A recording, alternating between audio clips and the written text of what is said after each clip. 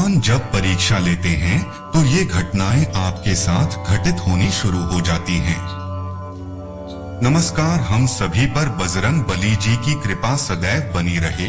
भगवान हमारी परीक्षा क्यों लेते हैं, किन रूपों में लेते हैं और किस तरीके से लेते हैं, आज के इस अंक में हम इसी विषय पर चर्चा करेंगे। जब आप भक्ति करना शुरू करते हैं तो धीरे धीरे जब आपकी भक्ति परिपक्व होनी शुरू होती है, उस समय ईश्वर आपकी परीक्षा लेते हैं। वह जब परीक्षा लेते हैं तो कई बार आपके साथ ऐसा होता है कि आपके घर में आर्थिक परेशानियां बढ़ने लग जाती हैं, शारीरिक बीमारियां बढ़ने लग जाती हैं। ऐसा लगता है मानो बीमारियां घर छोड़ने का नाम ही नहीं ले रही। यह सब उनकी परीक्षा ही होती है।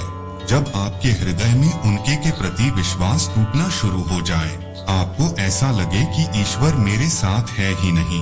जब आप पूजा पाठ कर रही हैं और आपके साथ इस प्रकार की घटनाएं घटित होने लगे कि आपका विश्वास डोलने लगे, तो आप याद रखें कि ईश्वर आपकी परीक्षा ले रहे हैं।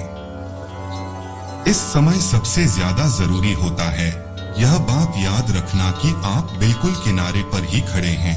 आपकी नैया किनारे पर ही है, बहुत पास है, वह पार होने वाली है। बस उसमें थोड़ा सा समय है, थोड़ा सा और कष्ट है, उसमें जरूरत है थोड़ा सा धैर्य और थोड़ा सा और संयम रखने की। हमारे साथ यही तो होता है कि हम जीवन भर भक्ति करते हैं, जीवन भर हम उस ईश्वर की भक्ति करते हैं और हमें जब हमारा इच्छित फल प्राप्त नहीं होता, परेशानियां जीवन में बढ़ने लगती हैं, जब हमारी नैया बिल्कुल पार होने वाली होती है, उस समय ईश्वर हमारी परीक्षा लेते हैं ताकि अगर हम विश्वास को अडिग रख ले तो हम पार हो जाते हैं।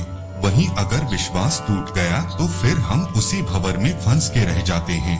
इसलिए ईश्वर की कृपा किसी किसी पर ही होती है। पहले ईश्वर देखते हैं कि मेरा जो भक्त है, जिसको मैंने चुना है, उसका कितना विश्वास अडिग है मेरे ऊपर। जिसको मैंने चुना है उसकी कितनी भक्ति है, कितनी श्रद्धा है मेरे ऊपर। तब जाकर कोई परीक्षा में उत्तीर्ण होता है, उसकी भक्ति सार्थक होती है।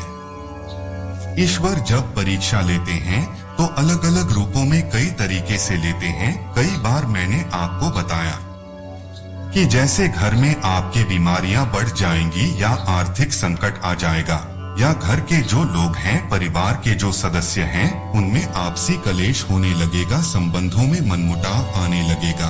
उस समय आप देखेंगे कि आपकी भक्ति, आपका विश्वास टूटने लगेगा, पूजा पाठ करने का आपका मन ही नहीं करेगा। तो वह एक ऐसा समय है जिस समय आपके जीवन में एक सही व्यक्ति प्रवेश करने वाला होता है। आप देखेंगे कि आप हजारों लोगों के पास भटक चुके होंगे, कई पंडितों और कई तांत्रिकों के पास आप जा चुके होंगे, पर ऐसा कोई भी आपको नहीं मिला होगा जिसके पास जाकर आपको मन की शांति मिले या आपके समस्याओं का हल मिले। तो उस समय आप समझ ले कि यह आपकी परीक्षा चल रही है।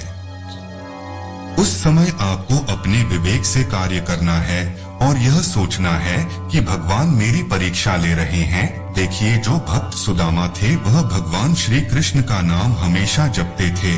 वो अंतिम सांस तक श्री कृष्ण का नाम जप रहे थे। 4 दिन से उन्होंने भोजन नहीं किया था, उनका परिवार भी भूखा था। कभी उन्होंने यह नहीं सोचा कि भगवान का नाम जपते हुए भी मुझे इतने दिन हो गए, अभी तक भगवान ने मेरे पेट में अन्न का दाना क्यों नहीं दिया। और भगवान की जब कृपा हुई तब एक ऐसी अवस्था में वह थे जब वह भव सागर से पार होने ही वाले थे, किनारे पर ही थे। उस समय ईश्वर ने उनकी परीक्षा ली। 4 दिनों तक वो भूखे थे, उनका परिवार भूखा था। जब वो द्वारिका गए थे पैदल तो लोगों ने उन्हें ताना मारा, उनका मजाक उड़ाया। उन लोगों ने उन्हें वहां से यह कहकर भगा दिया कि यह भगवान कृष्ण के दोस्त कैसे हो सकते हैं। और यही वह समय था जब भगवान श्री कृष्ण स्वयं भागते हुए उनसे मिलने के लिए बाहर आए। उन्होंने उन्हें अपने गले से लगा लिया। यह प्रसंग आज भी याद किया जाता है। क्यों याद किया जाता है? क्योंकि वह भक्त की परीक्षा थी जिसमें वह उत्तीर्ण हुए। ऐसे ही हमें भी समझना है कि जो हमारी परीक्षा चल रही है इसमें हमें पार होना है। जब आप परेशानियों से घिरे हुए हैं, वह आपकी परीक्षा ही है और आप भवसागर से पार होने ही वाले हैं। परेशानियां आती हैं, सभी के जीवन में आती हैं। ऐसा कोई नहीं है जिसके जीवन में परेशानी ना हो। कोई कितनी भी भक्ति कर ले, उसका पूरा जीवन सुखमय कभी नहीं होता। कभी ऐसा नहीं होता, चाहे वह कितना भी बड़ा भक्त हो, कितना भी बड़ा सेवक हो, कितनी ही भक्ति करता हो, कितनी ही तपस्या करता हो, पर कभी उसके साथ यह नहीं होता कि उसको सिर्फ और सिर्फ सुख ही मिले। ऐसा कभी नहीं होता। आपके कर्म जो आपने किए हैं, भक्ति एक अलग मार्ग है। आपके कर्म तो आपको भोगने ही होंगे और जब आपके कर्म की अवधि समाप्त हो जाएगी, तब आपके जीवन में एक ऐसा व्यक्ति प्रवेश करेगा जो आपको इन सारी समस्याओं से छुटकारा दिला देगा। पर वह जब समय आता है, तब आपकी परीक्षा का समय होता है। आपकी ईश्वर परीक्षा लेते हैं। आप उन कर्मों को जब भोगते हैं और ईश्वर की भक्ति करते चले जाते हैं, अपनी भक्ति में कभी भी आप रुकावट आने नहीं देते, तब जाकर के आप लोहे से सोना बनते हैं। आप और निखर कर आगे आते हैं और ऐसे ही लोग ईश्वर को प्रिय होते हैं।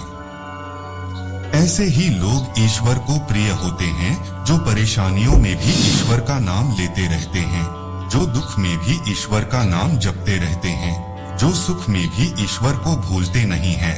वही लोग उनको प्रिय होते हैं। तो कभी भी अगर आपके जीवन में परेशानियां आ रही हैं, तो यह मत सोचिए कि ईश्वर मेरी परेशानियों को क्यों नहीं मिटा रहे। ध्यान रखिए इस चीज का कि भगवान आपकी परेशानियों को नष्ट कभी नहीं करते, बल्कि वह उनको सहने की शक्ति देते हैं। उन दुखों को सहने की शक्ति आपको प्रदान करते हैं। जब आपके जीवन में कष्ट आने लगते हैं, तो उनकी भक्ति उन कष्टों को सहने की क्षमता प्रदान करती है। जब आपके जीवन में कष्ट आने लगते हैं, तो ईश्वर की भक्ति आपको उन कष्टों को सहने की क्षमता प्रदान करती है।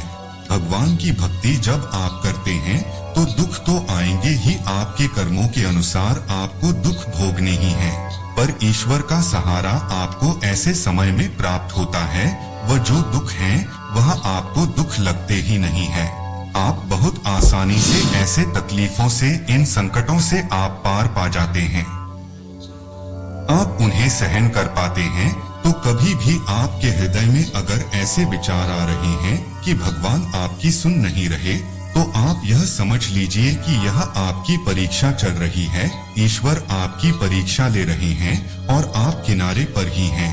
आप पार होने ही वाले हैं। बस इस समय आपको थोड़ी सी हिम्मत और थोड़े से धैर्य की जरूरत है।